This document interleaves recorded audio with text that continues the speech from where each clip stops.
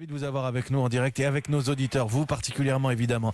Maria-Louisa est responsable de maison de retraite, je crois. Maria-Louisa, bonjour. Bonjour. Donc vous êtes une consoeur de Laurent Garcia du côté de Vesoul, si je ne dis pas de bêtises. Oui, tout à fait. Je suis référente dans une EHPAD qui s'appelle La Combeauté à Fougerolles. Donc cette EHPAD, c'est 40 résidents qui, à cet instant, sont tous confinés dans leur chambre. Et donc, avec toutes les précautions et les mesures barrières et confinement qui impliquent beaucoup de prise en soins. Et tout ça est bien très anxiogène pour les résidents. Donc, effectivement, nous, on a mis en place des moyens tels que Skype sur notre structure pour pouvoir, pour ces personnes qui sont confinées, avoir un lien avec les familles. Et puis nous avons j'ai la chance d'avoir une équipe qui est très solidaire. Moi-même, on n'hésite pas à aller faire l'aide-soignante, faire l'infirmière, vraiment à répondre au maximum et à apporter à ces résidents, encore, comme aujourd'hui, un beau soleil dans leur journée et dans leur chambre. Je voudrais, à travers vos témoignages à tous les deux, Laurent Garcia et Maria-Louisa, aussi souligner le fait que dans le confinement, on a pu penser qu'on abandonnait les seniors, les personnes âgées dans les EHPAD. Elles ne sont pas seules puisque vous êtes là et puisque Claudine est là aussi. Bonjour Claudine. Oui, bonjour. Alors vous êtes bénévole dans un EHPAD. Oui, je suis bénévole dans un EHPAD et je vais régulièrement, entre autres, pour faire des conférences, avoir des contacts avec les résidents. Et bien entendu, comme tout le monde, je ne peux plus rentrer dans l'EHPAD depuis le confinement. Et ce qui m'inquiète, c'est que beaucoup de ces résidents qui sont confinés dans leur chambre sont vraiment seuls. Tout le monde n'a pas de famille. Et je sais que dans les EHPAD, dans celui où je vais, on essaye de garder des contacts avec les gens de l'extérieur. Mais j'angoisse un peu à l'idée de retrouver cet EHPAD à la fin du confinement, parce que je suis sûre qu'il y a des gens qui n'auront plus la force de remonter la pente, qui vont se laisser aller, parce qu'ils auront été complètement seuls. Les bénévoles, parce que je ne suis pas la seule dans l'EHPAD, sont vraiment pour beaucoup le seul lien qu'ils ont avec l'extérieur. Bien entendu, en dehors des soignants, du personnel. Mais nous sommes vraiment le lien qu'ils ont avec l'extérieur, et en fait, on leur apporte beaucoup, et je suis un peu inquiète à la fin du confinement de ce que je vais trouver. Je sais que Laurent Garcia, c'est votre inquiétude aussi, une forme de démoralisation qui, il faut le préciser, à l'âge des résidents, peut être inquiétante.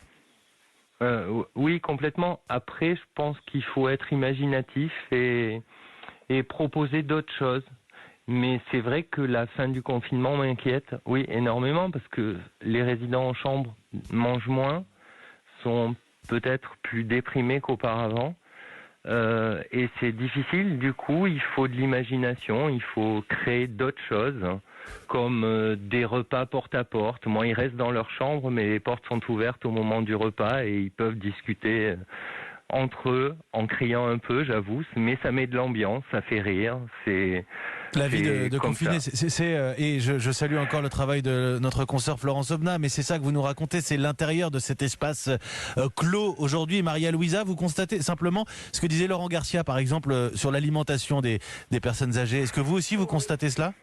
Oui, totalement. Et moi, je suis aussi inquiète. Et il est vrai que dans notre organisation, avec les moyens que nous avons actuellement, on essaye d'être très vigilant en essayant d'apporter régulièrement les soignants, d'aller plusieurs fois dans les chambres pour s'assurer aide d'hydratation, aide de l'alimentation, car on sait très bien que les personnes âgées, dès l'instant qu'il y a ce confinement, il y a moins de surveillance. Donc effectivement, ça m'inquiète. Et je rebondis aussi sur ce que disait cette bénévole, car moi, sur mon EHPAD de la Combeauté, effectivement, j'ai aussi des bénévoles qui intervenaient, qui ne peuvent plus intervenir malheureusement. Et toutes ces actions que je reconnais, que sincèrement je suis reconnaissante de ces bénévoles qui nous aident tout au long de l'année, nous manquent cruellement, nous manquent.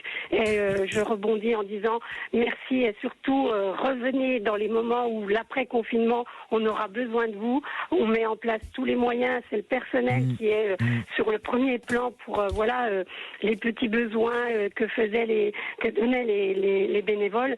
Mais après, on aura besoin de vous et un grand reconnaissance à tous ces bénévoles et à toutes ces aides. Vous l'entendez, hein, Claudine ? C'est important aussi ces remerciements. Merci Claudine de votre appel. Maria-Louisa, Merci, au revoir. Maria-Louisa, vous avez 5 minutes pour rester avec nous à l'antenne ? Oui, bien sûr. Je vous garde avec Laurent Garcia. On apprend des choses. Je sais qu'on rassure aussi quelque part les familles à travers les témoignages que vous donnez ce matin sur l'antenne d'Europe 1. On revient dans quelques secondes. La situation dans les EHPAD et Laurent Garcia, votre combat aussi pour équiper le personnel. On va en parler. À tout de suite. Mathieu Béliard. Nous sommes en direct sur Europe 1 jusqu'à 9h30, la matinale prolongée. Et Laurent Garcia, cadre de santé dans l'EHPAD Les 4 saisons de Bagnolet. Je me suis permis de garder avec nous Laurent Garcia, Maria-Louisa, responsable de la maison de retraite de Vesoul. Comment s'appelle cette maison déjà? La Compodée, Alors, ça s'appelle la Combotée à Fougerolles. C'est à 35 km de Vesoul. Et c'est noté, comme ça je ne dirai plus de bêtises. Alors...